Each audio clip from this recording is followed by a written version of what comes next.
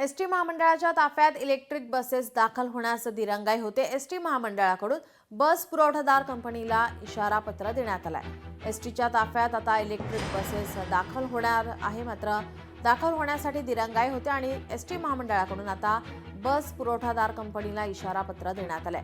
22 मे पर्यंत 1287 बसेस द्या, नाहीतर कंत्राट रद्द करू असा इशारा देण्यात आलेला आहे। कंपनीकडून आतापर्यंत फक्त 220 बसेसचा पुरवठा करण्यात आलाय।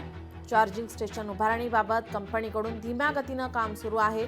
2 वर्षात 5150 बसेस पुरवठ्याचे एसटी महामंडळ आणि कंपनीत करार झालेला आहे। या करारातील 25% बसेस 12 महिन्यात पुरवठा करण्याची अट होती, मात्र ही अट पूर्ण न झाल्याने आता इशारा पत्र देण्यात आलाय। जानेवारी 2025 पर्यंत कंपनीकडून 1935 बस पुरवठा अपेक्षित होता।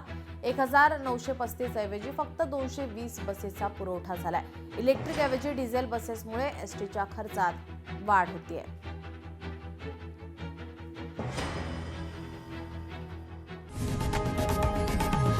लोकशाही मराठी ऐका, पहा, जागरूक रहा।